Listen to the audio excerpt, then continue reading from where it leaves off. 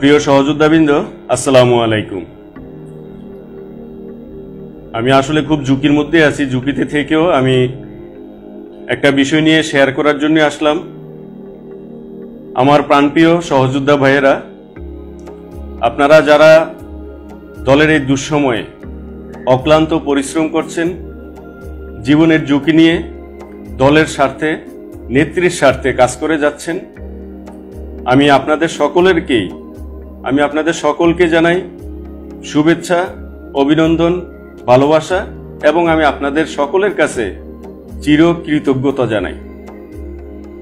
প্রিয় সহযোদ্ধা ভাইয়েরা, আমি আপনাদের কারো শত্রু না। আমি আপনাদের একজন ভাই, আমি আপনাদের একজন সহকর্মী, আমি দলের একজন সহযোদ্ধা, আপনাদেরই সহযোদ্ধা, আপনাদের ভাই। আমি আপনাদের সাথেই কাজ করতে চাই এবং কাজ করে যাচ্ছি।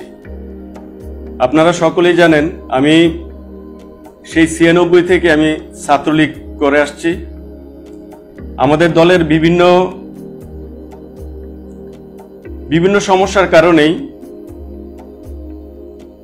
আমরা কখনো ভাইটাল কোনো পদে আসতে পারি নাই এবং পদ পাওয়ার আশাও করি নাই।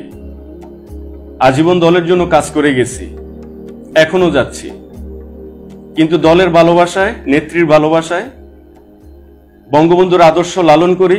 সেই জন্য 5 আগস্টের পর থেকে সবাই যখন চুপ হয়ে গেল, আমার সহযোদ্ধা অনেক ভাইয়েরাই বিভিন্ন প্রাইভেসির কারণে, ভয়ে বা যেভাবেই হোক, সকলে যখন চুপ হয়ে গেল, কিন্তু আমি শাহরিয়ার সুমন দলের ভালোবাসার টানে মুজিব আদর্শকে বুকে লালন করি, নেত্রীকে ভালোবাসি।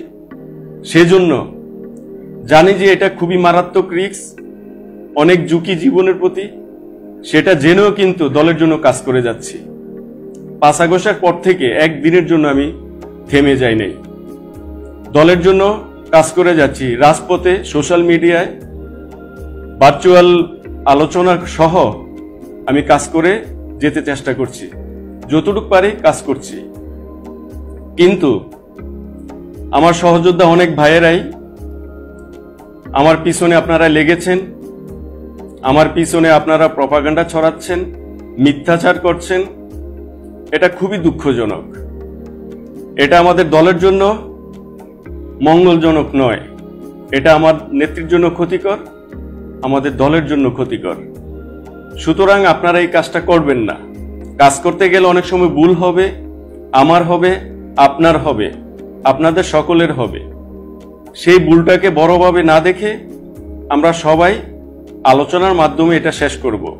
জামাত শিবিরের অপশক্তি, এই সুদি ইউনুস গংদের, এই সমন্বয়ক নামে বাটপাররা আমার পিছনে যেরকম লেগেছে, আমাকে হত্যা করার জন্য তারা হন্য হয়ে খুঁজছে, মামলা মোকদ্দমা দিয়ে আমাকে জর্জরিত করে রাখছে, সেরকম আমার সহযোদ্ধা কিছু ভাইয়েরাও আমার পিছনে লেগেছেন। ভাই, আপনারা কেন এরকম করছেন আমি জানি না। প্রিয় সহযোদ্ধা ভাইয়েরা, আপনারা অনেকেই ভাবছেন আমি মনে হয় সুসময় আসলে নেতা হয়ে যাব। আমি এই ধরনের চিন্তা আমার টোটালি নাই যে আগামীতে সুসময় আসবে, নেতা হব, ওই ধরনের চিন্তা আমার নাই ভাই, বিশ্বাস করেন। আমার এখন একটাই চিন্তা, একটাই লক্ষ্য, আমাদের দলকে সুসংগঠিত করতে হবে। আমাদের প্রাণপ্রিয় নেত্রীকে কিভাবে দেশে আনা যায়, সবাই ঐক্যবদ্ধ হয়ে আমাদের প্রাণপ্রিয় নেত্রীকে কিভাবে দেশে আনা যায়, আবার আমরা কিভাবে প্রতিষ্ঠিত হব, আমাদের দলকে সুসংগঠিত করে আমরা এই রাজাকারদের সবল থেকে, রাজাকারের হাত থেকে, এই জঙ্গিবাদ ইউনুসের হাত থেকে আমাদের দেশ এবং জাতিকে রক্ষা করব, সেই লক্ষ্যেই কাজ করা, সেটাই উদ্দেশ্য।